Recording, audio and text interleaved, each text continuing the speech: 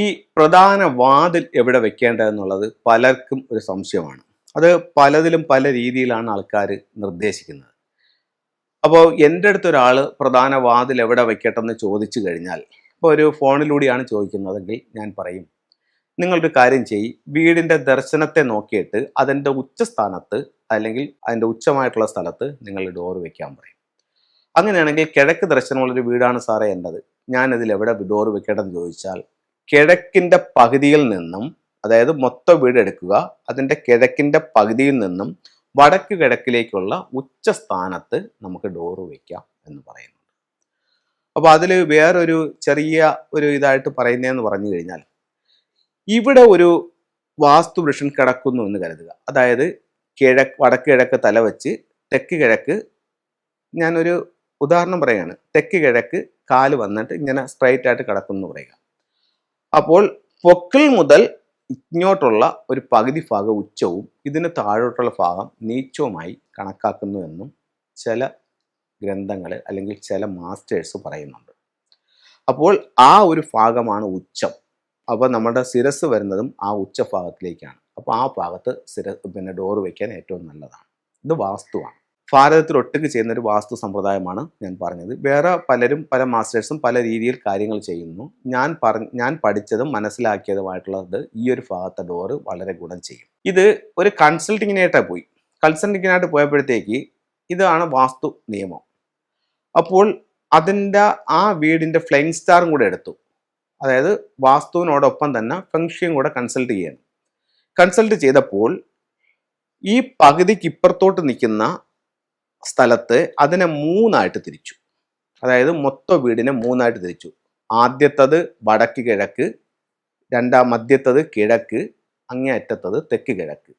ഈ മൂന്ന് സ്ഥലത്തും മൂന്ന് തരത്തിലുള്ള നക്ഷത്രങ്ങളുടെ കോമ്പിനേഷൻ വന്നിട്ടുണ്ട്.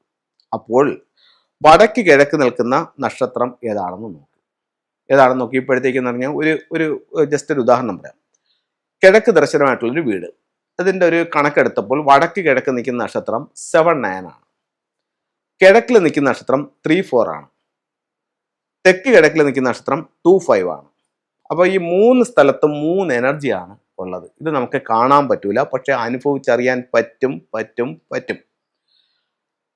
വടക്ക് കിഴക്ക് ഭാഗത്ത് നിൽക്കുന്ന എനർജി ഒരുപാട് സമ്പത്തും സൗഭാഗ്യങ്ങളും നമ്മുടെ ജീവിതത്തിലേക്ക് കൊണ്ടുതരും. ദിക്കിനെ ബേസ് ചെയ്തല്ല ഞാൻ പറഞ്ഞത്, ഫെങ്ഷിയാണ് പറഞ്ഞത്. ആ സ്റ്റാറിനെ ബേസ് ചെയ്തിട്ടാണ് പറഞ്ഞത്. അതേസമയം കിഴക്ക് ഭാഗത്ത് നിൽക്കുന്ന ഡോറ് ഗുണവുമില്ല ദോഷവുമില്ല. അതേസമയം ആ വീടിൻ്റെ തെക്ക് കിഴക്ക് ഭാഗത്ത് ഈ സ്റ്റാർ നിൽക്കുന്നിടത്താണ് നമ്മൾ ഡോറ് വെച്ചിട്ടുള്ളതെങ്കിൽ വെച്ച അന്ന് മുതൽ ടോട്ടൽ ലോസ് ആയിരിക്കും. ഇത് ഈ നമ്പറുകളെ ബേസ് ചെയ്തിട്ടാണ് പറയുന്നത്. അപ്പം ഞാൻ പറഞ്ഞു വന്ന പോയിന്റ്, കോമൺ ആയിട്ട് ചോദിച്ചാൽ അതിനൊരു ഇന്ന സ്ഥലം മുതൽ ഇന്ന സ്ഥലം വരെ വെക്കാമെന്ന് പറയും. അതല്ല, ഞാൻ വന്ന് കൺസൾട്ട് ചെയ്തതാണെങ്കിൽ അതിൻ്റെ കറക്റ്റ് പോയിന്റ് പറയും. അതായത് ഈ വീടിനെ സംബന്ധിച്ചിടത്തോളം പകുതിക്ക് അപ്പുറത്തോട്ട് വെക്കാമെന്ന് ഞാൻ പറഞ്ഞു. അതിൻ്റെ അങ്ങേ അറ്റത്ത് വരുന്ന, അതായത് മൊത്തം വീടിനെ മൂന്നായിട്ട് ഡിവൈഡ് ചെയ്താൽ ആദ്യത്തെ മൂന്നിലൊരു ഭാഗത്തിൽ ഡോറ് വെക്കണം. എന്നാലേ അവിടെ നല്ല നക്ഷത്രമുള്ളൂ. അത് കഴിഞ്ഞ് ഇപ്പുറത്തോട്ട് ഡോറ് വെച്ചാൽ 3-4 കോമ്പിനേഷനാണ്. അവിടെ അത്രയും പ്രോസ്പെരിറ്റി ഇല്ല. അപ്പോൾ അതനുസരിച്ച് കറക്റ്റ് ചെയ്യണം. ഇത് നിങ്ങൾക്ക് എത്ര കണ്ട് മനസ്സിലായിട്ടുണ്ടെന്ന് എനിക്കറിയില്ല. അത് മനസ്സിലാകാത്തവർ 2, 3, 4, 5 തവണ ഈ വീഡിയോ തന്നെ നിങ്ങൾ റിപ്പീറ്റ് ചെയ്ത് കണ്ടു കഴിഞ്ഞാൽ ഉറപ്പായിട്ട് നിങ്ങൾക്കിത് മനസ്സിലാവും. ഓരോ പോയിന്റും വ്യക്തമായി നിങ്ങൾ കേട്ട് മനസ്സിലാക്കി കഴിഞ്ഞാൽ നിങ്ങൾക്കിത് മനസ്സിലാവും. അപ്പം ഡോറിന് വളരെയധികം പ്രാധാന്യമുണ്ട്. എന്തെന്ന് ചോദിച്ചു കഴിഞ്ഞാൽ വളരെ സിമ്പിളായിട്ട് നമ്മൾ പറയുകയാണെങ്കിൽ, നമ്മൾ കഴിക്കുന്ന ഫുഡാണ് നമ്മുടെ ആരോഗ്യം. അപ്പം നമ്മൾ മോശം ഫുഡാണ് കഴിക്കുന്നതെങ്കിൽ നമ്മുടെ ആരോഗ്യം മോശമാകും. നല്ല ഫുഡാണെങ്കിലോ നമ്മളെപ്പോഴും നല്ല ഹെൽത്തി ആയിട്ടിരിക്കും.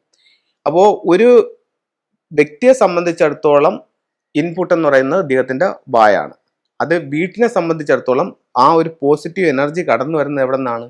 മെയിൻ ഡോറിൽ നിന്നാണ്.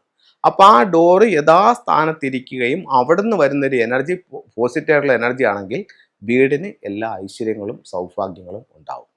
എല്ലാവർക്കും മനസ്സിലായി കാണുമെന്ന് പ്രതീക്ഷിക്കുന്നു. ഫെങ്ഷുയിലെ ചില ടൂൾസുകളിലേക്ക് നമുക്ക് പോകാം. ഇത് പഗോഡ ടവർ എന്ന് പറഞ്ഞിട്ടൊരു ടൂൾസാണ്.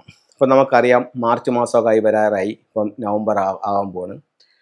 അപ്പം പഗോഡ ടവർ കുട്ടികളുടെ എക്സാമിൻ്റെ ഒക്കെ ടൈമായി വരികയാണ്. അപ്പോൾ പഗോഡ ടവർ നമ്മൾ വാങ്ങിച്ചു വെക്കുകയാണെന്നുണ്ടെങ്കിൽ വിദ്യാഭ്യാസപരമായിട്ട് ഒരുപാട് മുന്നേറ്റം ചെയ്യാനായിട്ട് പഗോഡ ടവർ സാധിക്കുമെന്ന് ചൈനീസ് വാസ്തുകലയായ ഫുങ്ഷുയിലൂടെ പറയുന്നു. അപ്പോൾ വിദ്യാഭ്യാസത്തിന് വേണ്ടിയിട്ട് സ്വീകരണ മുറിയുടെ വടക്ക് കിഴക്ക് ഭാഗത്ത് പഗോഡ ടവർ സ്ഥാപിക്കാം, അല്ലെങ്കിൽ സ്റ്റഡി ടേബിളിലും സ്ഥാപിക്കാം. അടുത്തത് വെൽത്തിന് വേണ്ടിയിട്ട്, സ്വർണ്ണ സമ്പാദ്യങ്ങൾക്കായിട്ട് നമുക്ക് ഇൻഗോട്ട് നമ്മുടെ പണപ്പെട്ടിയിൽ സൂക്ഷിക്കാം. അല്ലെങ്കിൽ ഇൻഗോട്ടിൻ്റെ ഒരു ശേഖരം, ഒരു 5-6 ഇൻഗോട്ട് എടുത്ത് സൗത്ത് ഈസ്റ്റ് കോർണറിൽ നമ്മൾ കാണുന്ന രീതിയിൽ വിൽക്കുന്നതും നല്ലതാണ്. എത്ര പൈസ വന്നിട്ടും കാര്യമില്ല സാറേ, 10 പൈസ കയ്യിൽ നിൽക്കുന്നില്ല, പൈസ ശരിക്ക് വരുന്നൊരു വീടാണ്, പക്ഷെ എങ്ങോട്ട് പോകുന്നെന്നറിയില്ല എന്ന് നിലവിളിക്കുന്ന ക്ലയൻറ്റുകൾ ഒരുപാട് പേരുണ്ട്. അതിൽ വളരെ സിമ്പിളായ പല കാരണങ്ങളുണ്ട് നമ്മുടെ പൈസ നഷ്ടപ്പെട്ടു പോകുന്നതിൻ്റെ. അതിലൊരു ടൂള് പറയുന്നതെന്ന് പറഞ്ഞു കഴിഞ്ഞാൽ, ഇത്തരത്തിലുള്ള പിയാവോ എന്ന് പറഞ്ഞിട്ടുള്ള ഒരു ജോഡി പിയാവോയുടെ ഒരു പെയർ വാങ്ങിക്കുക. നിങ്ങളുടെ മെയിൻ ഡോർ എങ്ങോട്ടാണോ ആ ഡോറിലോട്ട് നോക്കി ഇതിനെ വെക്കുക. അപ്പം അതിന് ജസ്റ്റ് ഓപ്പോസിറ്റ് തന്നെ വേണമെന്ന് നിർബന്ധമില്ല, മെയിൻ ഡോറിലോട്ട് നോക്കി വെക്കുക. മെയിൻ ഡോറിലോട്ട് നോക്കി വെക്കുകയാണെങ്കിൽ നമ്മുടെ അനാവശ്യ ചെലവുകൾ കുറയ്ക്കാനായിട്ട് ഈ പിയാവോയുടെ സ്റ്റാച്യുവിന് സാധിക്കും. നെഗറ്റീവായിട്ടുള്ള എനർജിയെ വീട്ടിലേക്ക് കടത്തി വിടാതെ ഒരു പ്രൊട്ടക്ഷൻ സിമ്പിളായിട്ട് നമുക്ക് ഈ ക്വാൻകിങ്ങിൻ്റെ സ്റ്റാച്ചു മെയിൻ ഡോറിന് ഓപ്പോസിറ്റ് വെക്കാം. ഇത് അതുപോലെ വെക്കാവുന്ന മറ്റൊരു സ്ഥലം എന്ന് പറയുന്നത് നമ്മുടെ വാഹനങ്ങളിലാണ്.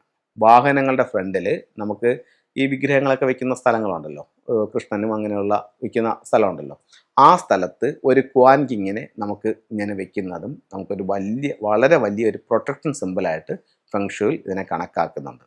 അപ്പോൾ എല്ലാവർക്കും എല്ലാ ഐശ്വര്യങ്ങളും ഉണ്ടാവട്ടെ എന്ന് പ്രാർത്ഥിച്ചുകൊണ്ട് നിർത്തുന്നു. നന്ദി, നമസ്കാരം.